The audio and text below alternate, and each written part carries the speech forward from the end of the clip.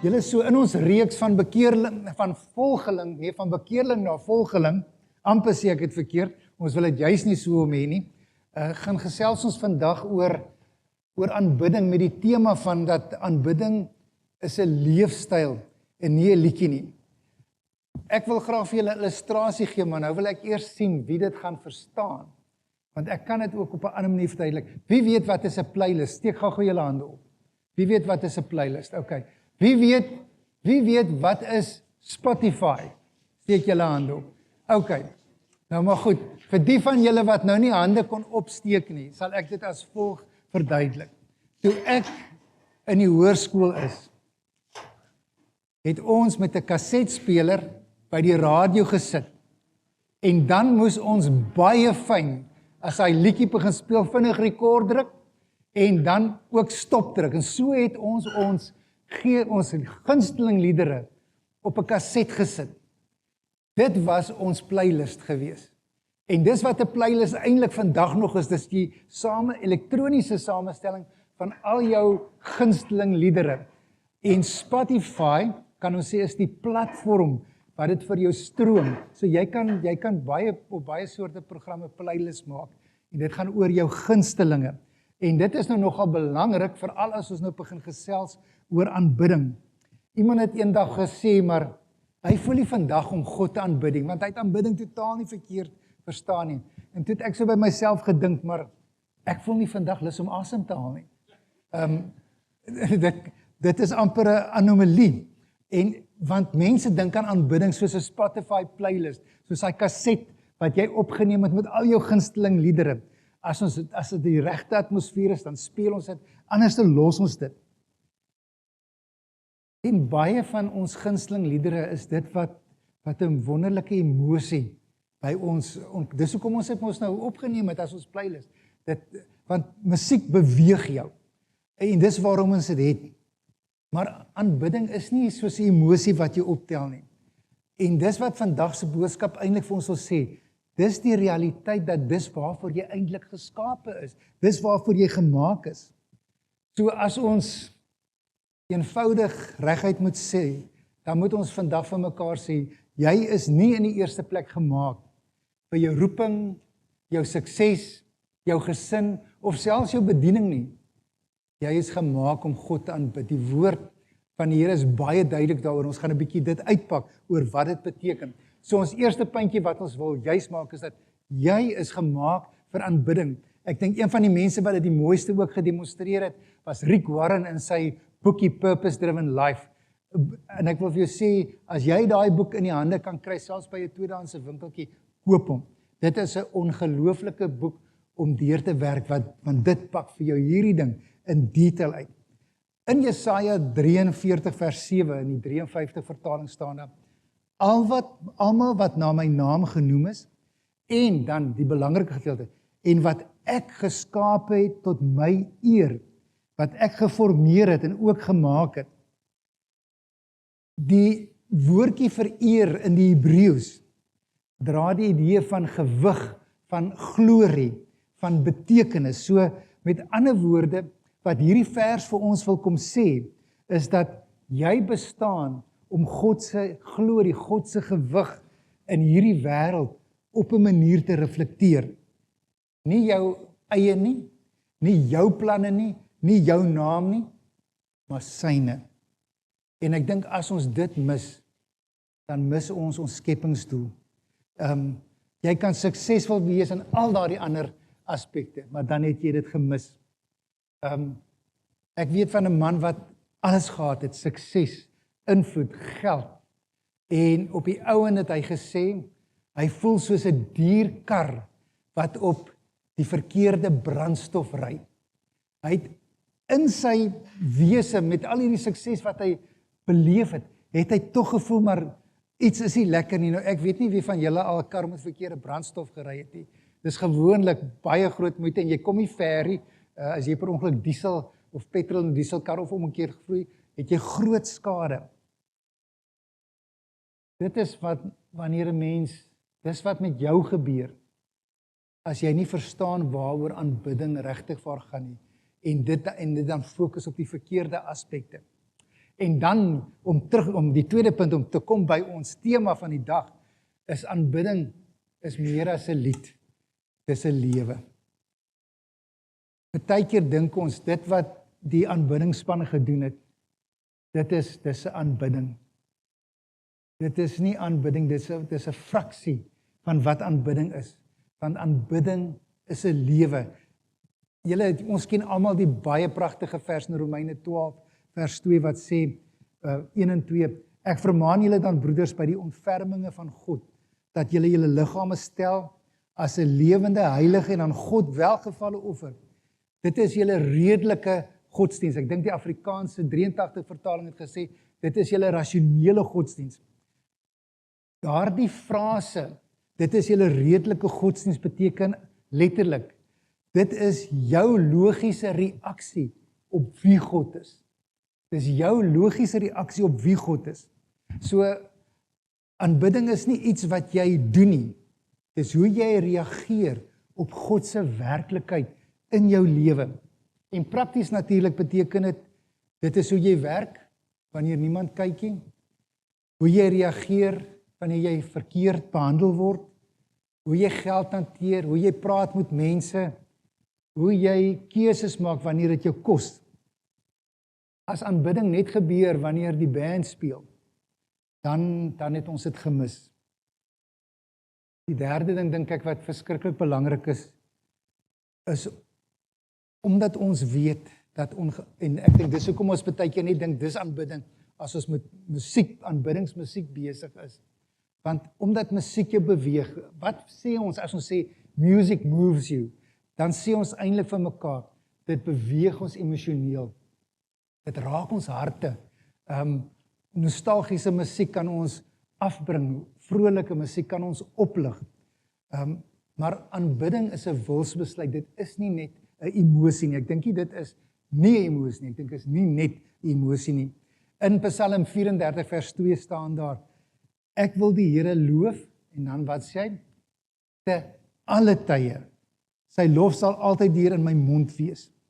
So, te alle tye, wat beteken dit? Dit beteken wanneer jy moeg is, dit beteken wanneer jy nie verstaan nie, dit beteken wanneer dinge skeefloop in jou lewe, moet jy nog steeds die Here kan loof. En hoekom kan 'n ou dit doen? Want aanbidding sê, God verander nie, daarom kan my reaksie op God nie verander nie. Een van die hartseerste dinge is om 'n geliefde aan die dood af te staan, en ek het 'n vrou geken wat haar man verloor het, en sy het by haar begrafnis gesê, by sy begrafnis gesê, sy verstaan nie alles nie, maar sy weet wie God is. In daai eenvoudige belydenis is eintlik 'n ongelooflike stelling, dat in die seerste kry van haar lewe, wanneer sy nie 'n begrip gehad het nie, wanneer sy hoekom God dit toegelaat het nie, het sy nog steeds gesê, sy weet wie God is, sy het hom nog steeds aanbid. So ware aanbidding is nie oppervlakkig nie, dis nie goedkoop nie, maar dis diep gewortel in 'n waarheid wat jy weet, dit is wie God is. Ek dink die een ding wat belangrik is, wat ons ook moet weet, is dat daar 'n groot verskil tussen aanbidding versus danksegging. Ek dink ons moet hierdie ding regtig waar mooi onderskei, dat ons nie net die een miskien verloor nie. Danksegging fokus op wat God doen in ons lewe, in die wêreld. Maar aanbidding, en ek dink hier is die belangrike skuif, aanbidding, hulle sê vir ons wie God is, ons aanbid die gewer. So in Psalm 100 vers 4 staan daai baie bekende vers, die gaan sy poorte in moet lof, sy voorhoewe moet lofsang, loof hom, prys sy naam. Julle sal onthou dat een van die geloofsdissiplines wat ons eintlik mee afgeskop het, was verwondering, om in awe te wees oor wie God is, en dat ons dit nooit moet verloor nie. So, jy kan dalk met danksegging begin, maar gewoonlik moet dit eindig in verwondering oor wie God is. So, danksegging of dankie sê Here, dankie vir my voorsiening. Aanbidding sê, Here, U is my voorsiener. Kom bely wie die Here is. So sien julle die verskil. Die een fokus op die gawe en die ander ene fokus op die gewer van die gawe. Mike Bernard, hy was by Geopende Deure toe hy die boek geskryf het. Hy's nou by In Context Ministries wat half die geestelike atmosfeer kontekstueel vir gelowiges gee om te sê, kom ons verstaan wat gebeur in die Midde-Ooste. Goed. Hy het 'n boek geskrywe, hy het hom in Engels geskrywe, die 18 duim tussen jou kop en jou hart. En daai boek het nogal gegaan oor ons koppe en ons harte wat by mekaar moet kom. Anderster het ons 'n halwe belewenis van ons geloof. So aanbidding vra beide ons kop en ons hart. En Jesus maak dit so duidelik daar in Johannes 4 vers 24 wat hy sê, God is gees en die wat hom aanbid, moet hom in gees en waarheid aanbid. So gees is jou hart, jou innerlike wese en waarheid, jou verstand, jou begrip van wie God werklik is. So ware aanbidding, as ons dit in 'n enkele sin moet sê, is jou hart brand vir wat jou kop verstaan. Jou hart is aan die brand vir wat jou kop verstaan. Dis wanneer jou kop en jou hart by mekaar kom. Wanneer laas het jy doelbewus gedink oor wie God is voordat jy in gebed raak, voordat jy hom begin aanbid? Want ek wil 'n eenvoudige stelling maak, 'n stelling wat eintlik verskriklik belangrik is. Die rede hoekom jy soms moet dink, wie is die God wie jy aanbid? Hoekom jy in verwondering oor hom staan? Want jy kan net, of kom ons sê, jy kan nie iemand eer wat jy nie ken nie. Maak dit vir julle sin? Jy kan nie iemand eer wie jy nie ken nie. En daarom, wanneer jy regtig word in verwondering voor die Here is, wanneer jy hom kan loof en prys, wanneer dit 'n lewenstyl is, kan dit gebeur, dat jy kan hom eer, omdat jy hom ken. Een ding wat my eintlik geweldig pla, en miskien teen baie van julle ook, is dat aanbidding bring ontsag, nie gemak nie. En wat ek daarmee wil sê, is dat dit voel so asof die wêreld casual, gemaklik met God omgaan. Praat van die ou man daarbo, en dit is so gemaklik.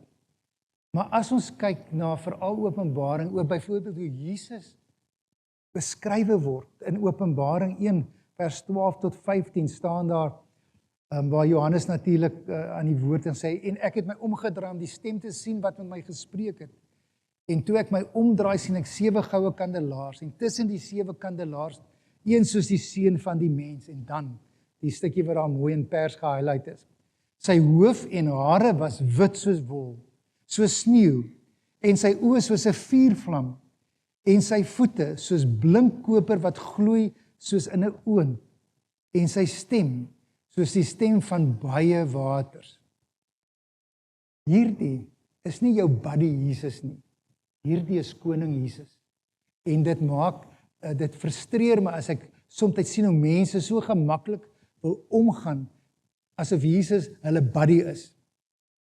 Die realiteit is, en ek dink dis waar daar soms die verwarring veroorsaak in Hebreërs 4 vers 16 staan daar, laat ons met vrymoedigheid na die genadetroon omgaan. Maar julle vrymoedigheid beteken nooit sonder eerbied nie. Dis die ding wat ons moet snap. Vrymoedigheid, dis ons hemelse Vader, ons kan met die grootste vrymoedigheid na Jesus uitreik. Maar ons moet altyd met ons sag, met hom werk. Selfde God wat sê, kom na my toe, almal wat moeg en oorlaai is ook die God wat heilig is. En daarom hoef ons hom nie te vrees nie, maar ons moet eerbied en respek vir hom hê. Die laaste ding is ook 'n ding wat my soms pla. En dit is aanbidding gaan nie oor jou nie. Oorbidding gaan nie oor jou nie. En kom ek, hierdie is soms 'n moeilike ene. Want aanbidding is nie hoe jy voel, of wat jy daar uitkry, of hoe lekker die musiek is nie. Aanbidding is God gesentreer. Julle, en miskien het jy dit alself gesê, of miskien het jy dit alself gehoor, dat die ou sê, julle, vandag was die prys in die worship nie lekker nie. Ek het niks daaruit gekry nie. Dan is my eerste gedagte, Maar dit was nie vir jou gewees nie. Jy moes nie iets daaruit kry nie. Aanbidding is 'n offer wat jy bring. Dis nie 'n diens wat jy evalueer nie. Dis 'n offer wat jy bring. Verstaan julle hoe die tydsgees van die wêreld ons eintlik verkeerd gevorm hoe ons oor aanbidding dink. En dis waarom ek sê, dis nie die liedere nie. Die liedere, lofprysings en aanbidding, liedere het 'n baie spesifieke funksie in die erediens en daaroor kan ons selfs 'n lekker boodskap hou. Maar aanbiddings is eindig nie by 'n diens wat jy geëvalueer het en gesê ek het hier uitgestap en ek het vandag niks hier uitgekry het hierdie praise and worship. Dit was toe al die tyd nooit vir jou gewees nie. Dit was eintlik net die offer wat jy moes gebring het aan jou hemelse Vader. Kom ons wees 'n bietjie prakties. Ek het so 5 riglyne wat ek vir julle wil gee. En ek gaan elke riglyn so 'n bietjie meer uitpak. So kom ons skop af om te sê, as ons 'n bietjie 'n verskuif wil maak van aanbidding wat baie keer selfs in die Christelike geloofsgemeenskappe selfgesentreerd is, om dit te skuif na dit wat na God gesentreer is, wil ek vir jou sê, hier's 'n praktiese oefening wat jy kan doen, wat jou kan help om daai skuif te maak. Sit 20 minute uit vir gefokusde aanbidding. So wat beteken dit? Begin met 'n Psalm. Psalm 145 vers 1 is 'n baie lekker ene, want dit is ene wat begin deur sê, ek wil U verhoog, o my God, o koning, en U naam wil ek loof vir altyd. So jy kan maar vir hom met die volgende skyfie opsit. So die praktyk vir dit is daar. Dat begin daarmee en doen dit hardop. Baie keer lees ons in stilte. En julle wetenskaplikes het al gesê, die oomblik wanneer jy jou ore bysit, verhoor jy beter, onthou jy beter. So lees daai teksgedeelte hardop, maar dit nie net in stilte lees nie. En oorweeg. En dan met 'n tweede stap. So doen jy en jy begin bid deur byvoorbeeld daardie Psalm. En as jy bid deur daardie Psalm, dan kan die volgende gebeur. Dan vat jy elke eienskap van God en jy maak dit persoonlik. So as jy daar lees, U is groot, kan jy in jou aanbidding sessie sê, Here, ek erken U grootheid selfs oor elke situasie in my lewe. U is genadig. Here, dankie dat U my nie vergeld volgens my sonde nie, dat ek kan lewe in U genade. Maak die woord persoonlik. En dan die derde puntjie wat eintlik ook 'n punt is, wat baie belangrik is in die hele ding van Psalm, bring jou kop en jou hart bymekaar. Dink oor wie God is, dink waarmee jy besig is en oor wie God is. En dan laat jy jou hart daarop reageer. Hierdie is nogal 'n oefening wat ek vir myself gesê het. Wanneer dit is iets waarop jy ook 'n bietjie meer moet fokus. Ons is so gefokus in wat ons vra van die Here, dat ons fokus min op wie hy regtig vir ons is, in ons lewe is. En dat jy nie weer in daai staat van verwondering kom, en dat jou hart daarop reageer en dink, hierdie ongelooflike God, so lief vir jou, wil so deel wees van jou lewe, het soveel vir jou gedoen. So betrek jou kop en jou hart, laat daai 18 duim tussen jou verstand en jou hart 'n bietjie krimp. En dit is waarvan enige stil word voor die Here, is die 4de puntjie, sê dit in jou eie woorde. Sê dit in jou eie woorde. Sodat jy verstaan, dat jy seker is jy verstaan wat daar staan. Dat is nie net geherlees, dis nie net geherhaal nie.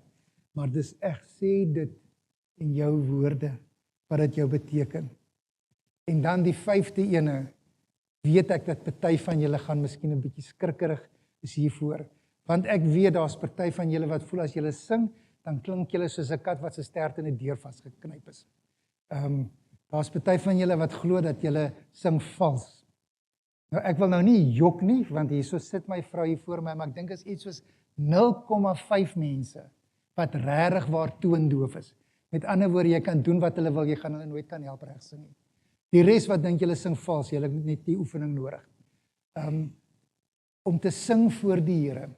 En die rede waarom ons sing dit nie vir die mooiste melodie nie, ons sing dit nie vir emosie nie, maar ons sing dit vir die koning. Ek dink in elk geval al sing jy so vals soos 'n vark, sal die feit dat jy dit vir die Here doen, gaan vir hom die soetste klank wees wat opstyg. Want jy doen dit vir jou koning. Ons kan dit dan so lekker doen by die rugby. Ek verstom my altyd as daai Mexican Waves gaan en die ouens begin sing. Ek verstom my altyd vir die Europese sokker, hoe daai ouens net sing.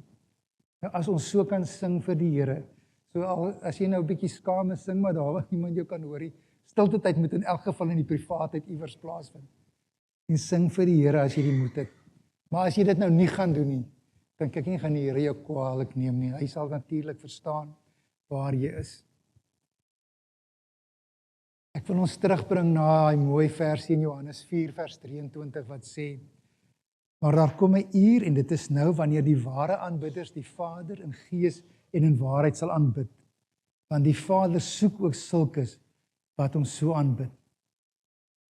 Eintlik wil ek sê in terme van ons samesang dat Jesus soek nie net mense wat kan sing nie. Hy soek mense wie se lewe 'n lied geword het. Is jou lewe 'n lied van aanbidding teenoor die Here? So ou sou kon vra, as iemand na jou lewe kyk, sien hulle iemand wat God aanbid of sien hulle net iemand wat kerk toe kom? Vandag is 'n dag wat ons kan skuif, want ek dink ons moet 'n kopskuiwe maak. Soos wat ons deur hierdie geloofsdissiplines gaan, sien ek die kopskuiwe wat ek moet maak, want sommige van ons godsdienstige rituele is so diep gewortel, maar is eintlik verkeerd gewortel. En vir ons om te skuiwe van bekeerling na volgeling, moet ons ook in ons eie lewens hierdie aanpassings maak. So vandag, as jy moet skuif oor aanbidding, dan moet jy skuif van 'n liedjie na 'n leefstyl, van 'n emosie na oortuiging, van selfgesentreerdheid na Godgesentreerdheid. En dan moet jy 'n besluit maak. En daai besluit moet so klink: Here, ek gaan U aanbid. Nie net met my stem nie, maar met my lewe. Here, ek gaan U aanbid. Nie met my stem nie. Nie net met my stem nie, maar met my lewe. Amen. Kom ons bid saam.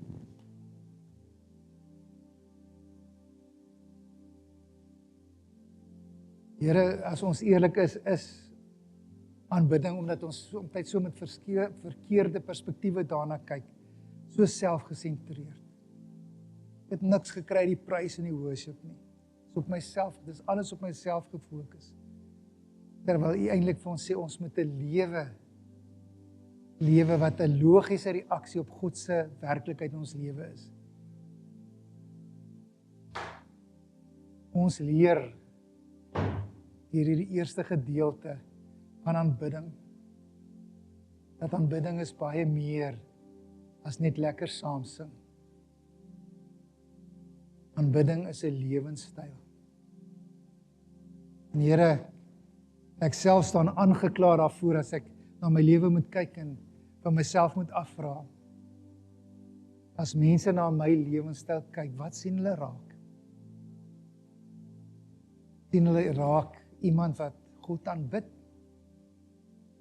Sien hulle raak iemand wat net so af en toe geestelik is? Wil U die waarheid van hierdie geestelike beginsels in ons harte kom vasmaak? Here, sodat U nie net alleen daardeur verheerlik word nie, maar dat ons lewe U glorie en U eer, U gewig, U betekenis waarlik reflekteer. In Jesus se naam vra ons dit. Amen.